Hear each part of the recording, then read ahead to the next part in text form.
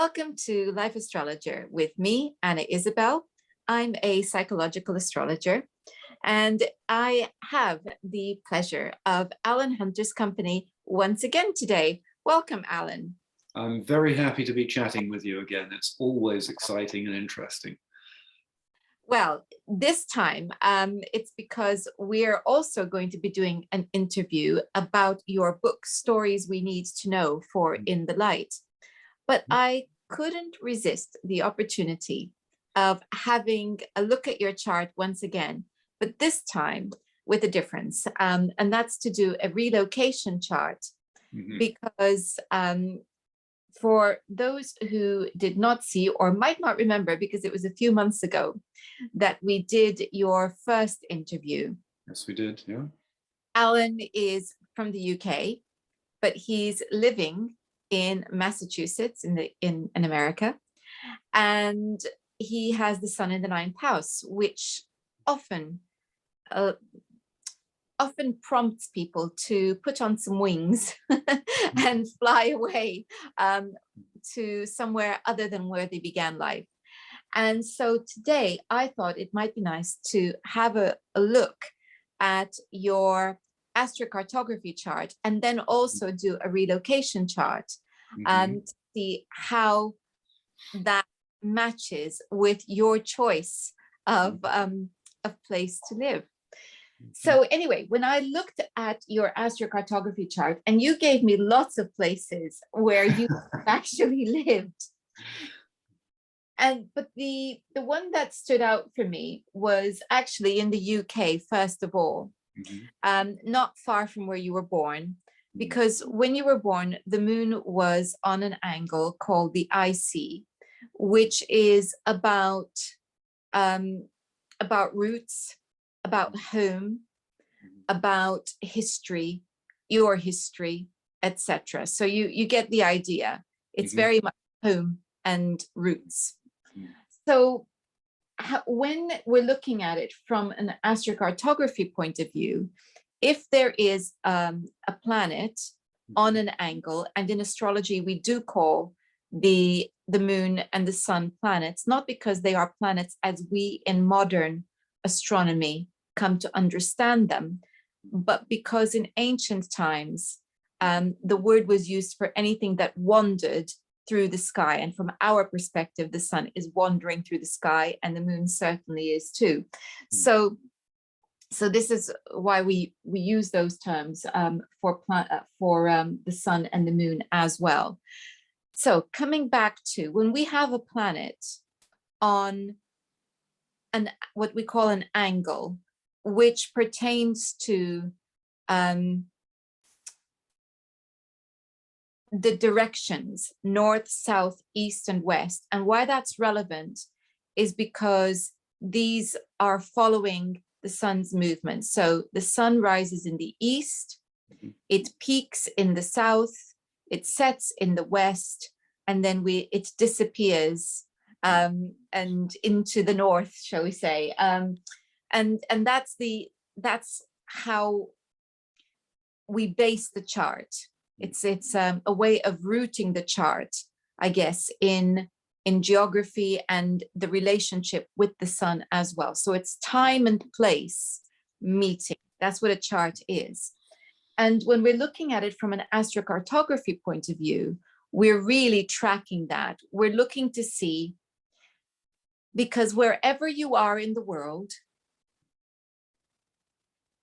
where you are born, there's always going to be something rising, something peaking, something setting, and something on the other side of the world altogether. And so the astrocartography chart shows you what is happening at the moment that you're born right across the world. What's peaking where? What's rising where?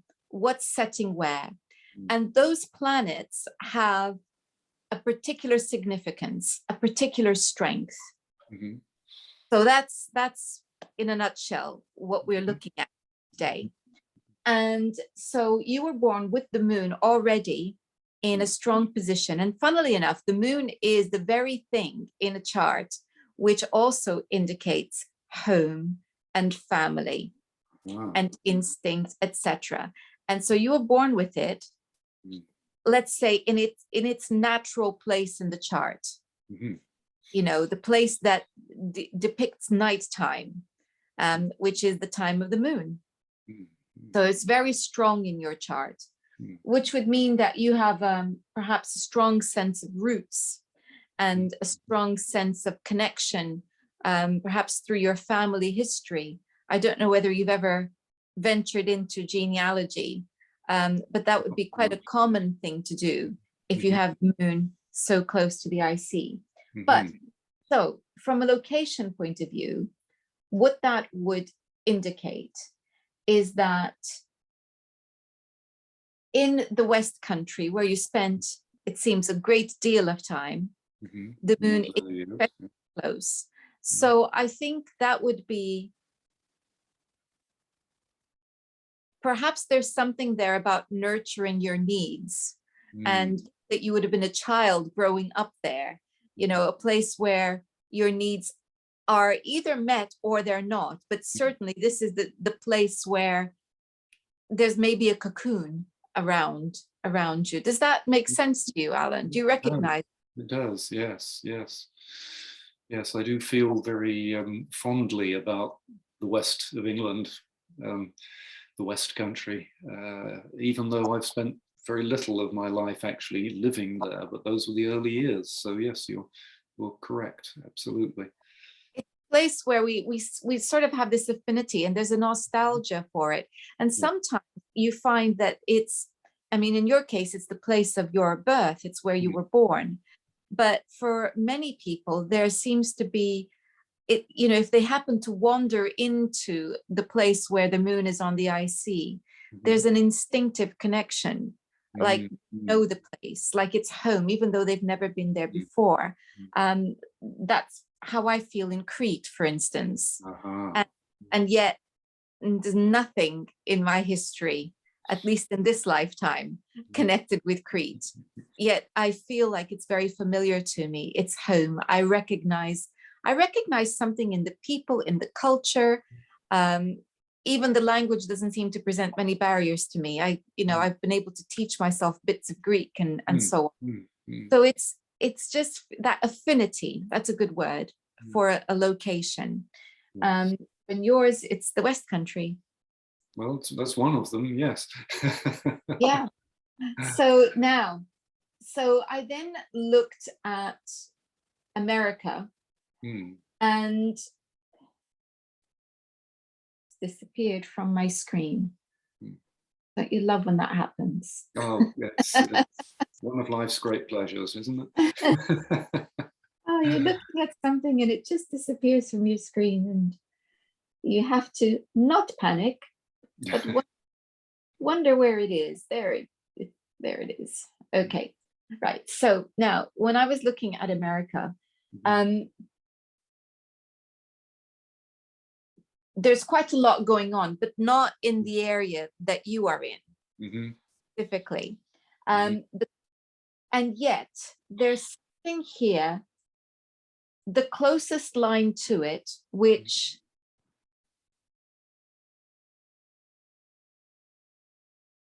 I guess you'd be perhaps on the edge of it. So it's not that strong, but it's strong enough to exert some energy there.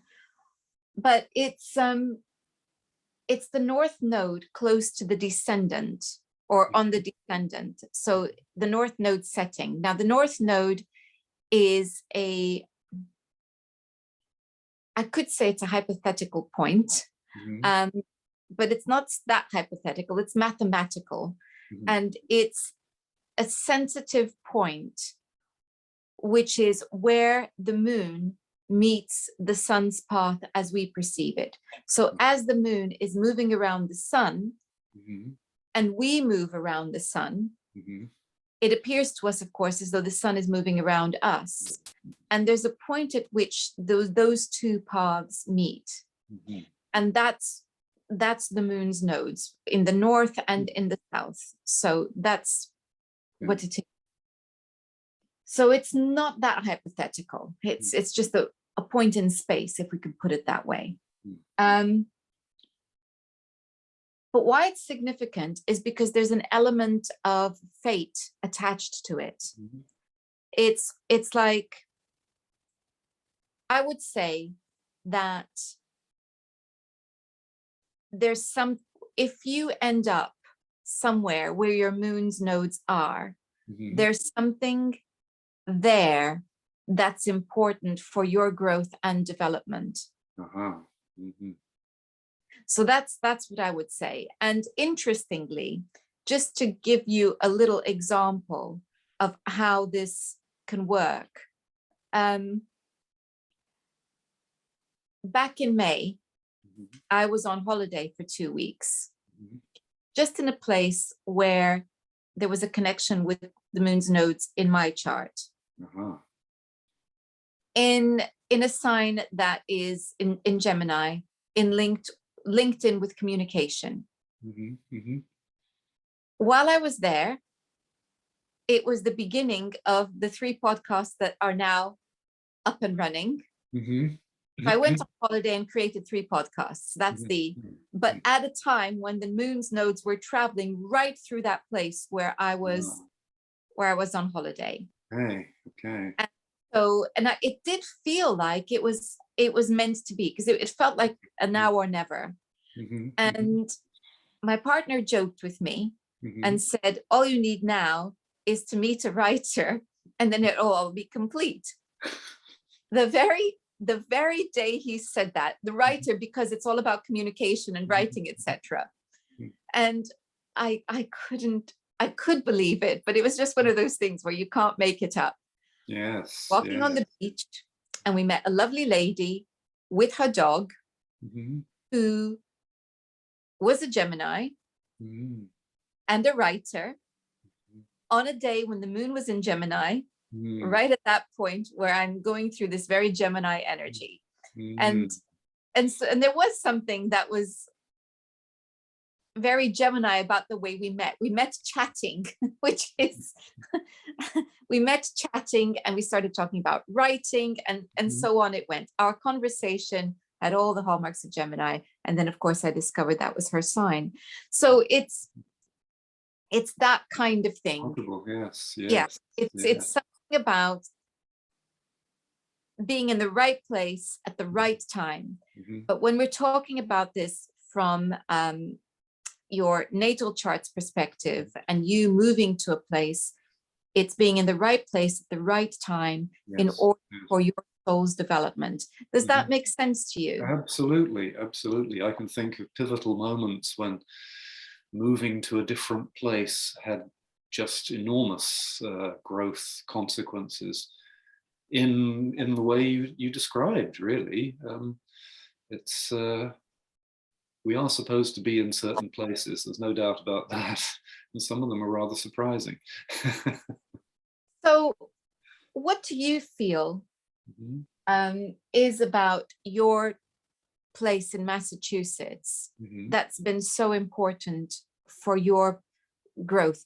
Because I wonder about relationships there, whether it's something to do with relationships that have been very important to you here.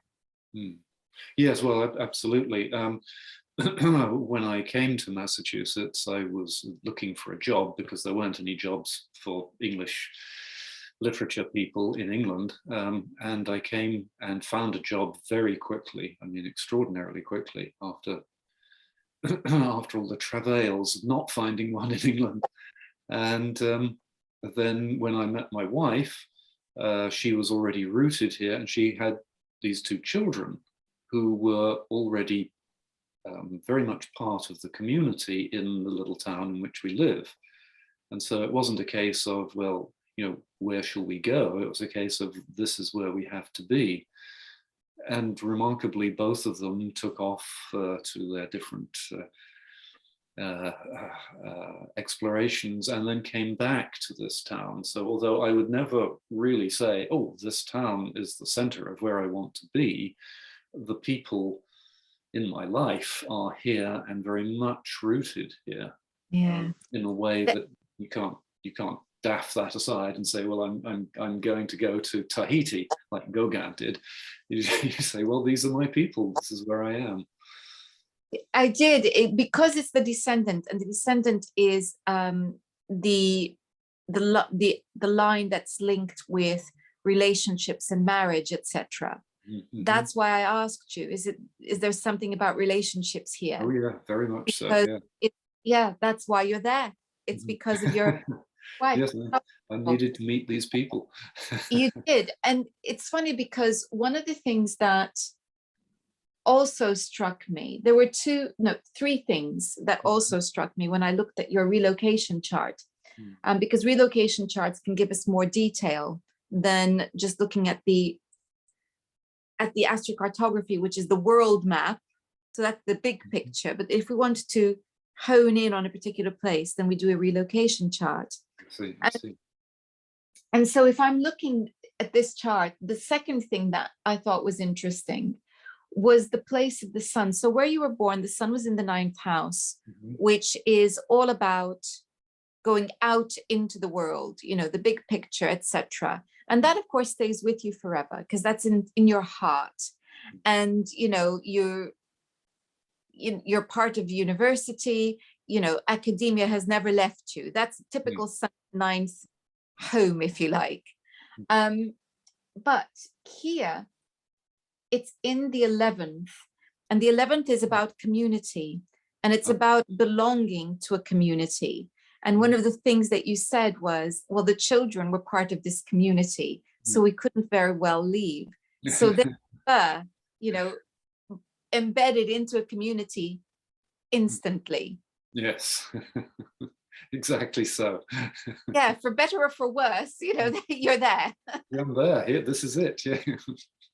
But I think maybe for a Taurus, albeit one with the sun in the 9th, there's something really reassuring about having roots somewhere. Yes. Oh, yes. Yes. So much of my life was spent moving around that it's a huge relief to be tethered to something. Yeah. So then the next thing that I thought was interesting was that Jupiter is in the 2nd house in this chart. And I couldn't help wonder whether perhaps this has been a profitable move. Yeah, it has. Yeah. And of course you said, well, I came here for a job, which I couldn't find in the UK. And I found it and I thought, well, that's lucrative, isn't it? It's better than the alternative. So there's something about money coming easily to you. It's not that you don't work hard, but you can work hard and get very, very little. It's just, it comes. I think it might also sometimes feel like it goes rather quickly because you've got your could be that there are times where you think, hang on a minute, it just came in and it's gone. What happened? Where did it go? Where did it go? But it doesn't matter because there's a feeling of abundance that comes from being where you are. I think that's the word. So I have a question. Yeah. Because so let me put it to you like this. You were born with the moon in Scorpio, which is a water sign. So that's to do with feelings.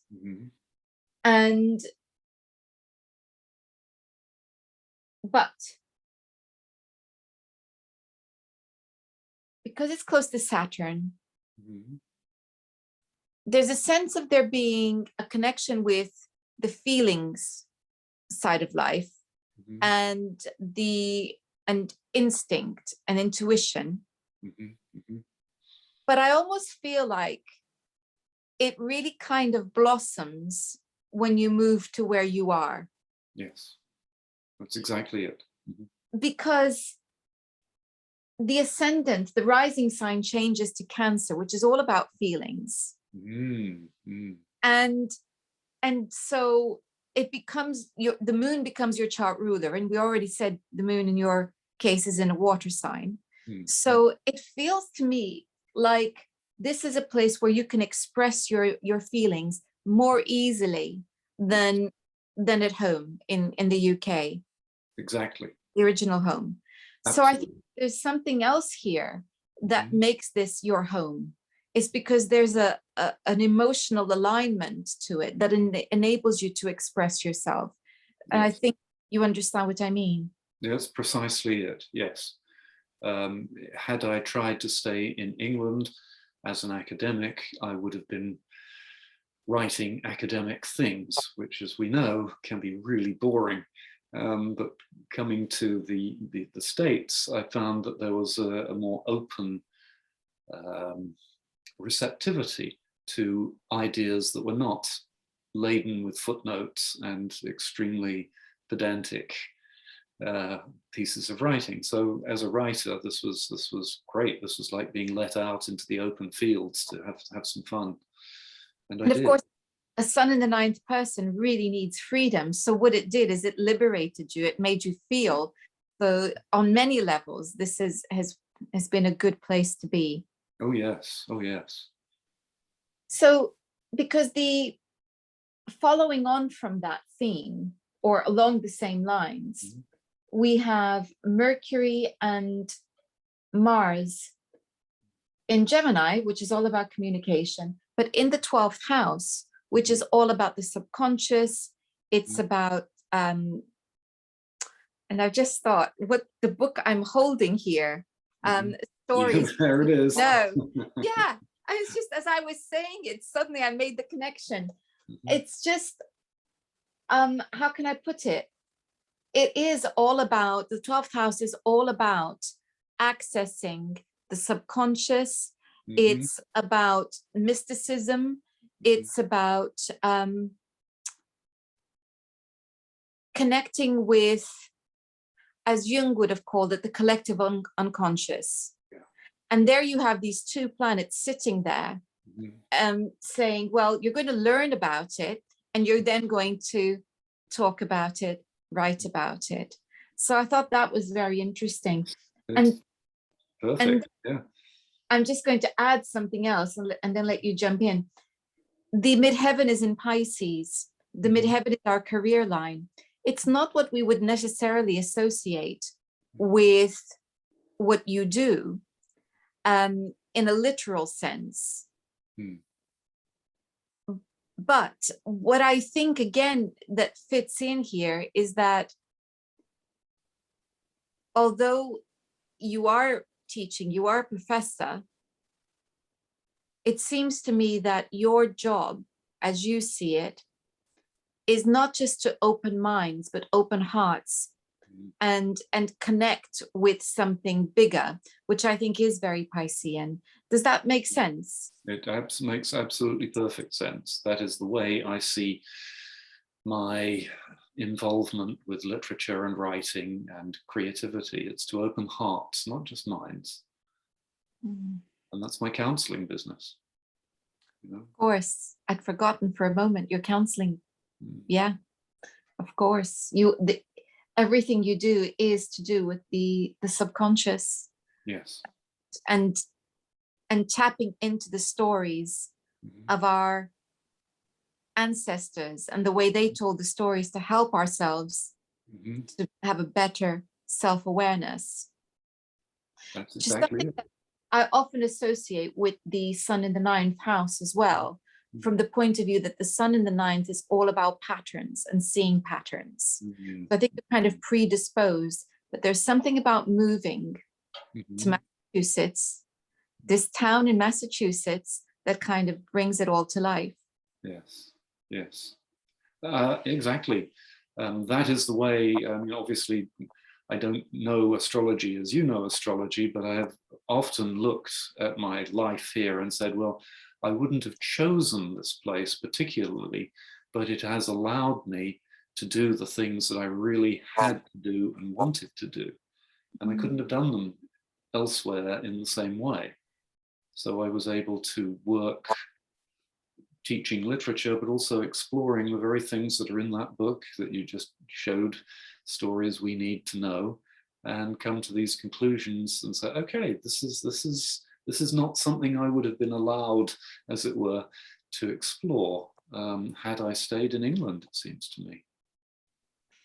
And so it is that this is a beautiful reminder that our souls are very clever and they know where we need to be, Mm-hmm. and that the divine light that guides us also knows where we need to be. So I suspect that when you go to bed tonight, you might be saying a little prayer of gratitude for being where you are. I say quite a few of those. Yeah, I just think it's nice when we focus and we think about it and we go, oh yeah, no, that's why I had to be here. There's another reason, you know, and it's a nice feeling, isn't it? It's a lovely feeling, as you say. There's a feeling of a guiding hand or something just moving us where we need to go. And you've described it absolutely perfectly there. Impressive. Wonderful. So now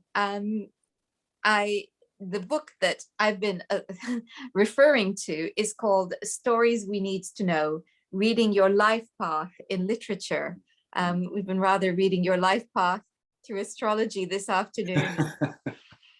But so I want to thank you very much for volunteering to help me to illustrate a little bit about astrocartography and relocation charts this afternoon, Alan. Well, the pleasure has been all mine, and it has been just remarkably accurate and eye-opening too, and also reassuring, you know? I always find it reassuring. Yeah. So now, if you would like to hear or watch the interview with Alan about his book, Stories We Need to Know, I will put a link to that interview on the description box here. And also I will put a link so that you are able to get Alan's book and reach Alan should you want to know more about his work as well. Until next time, goodbye.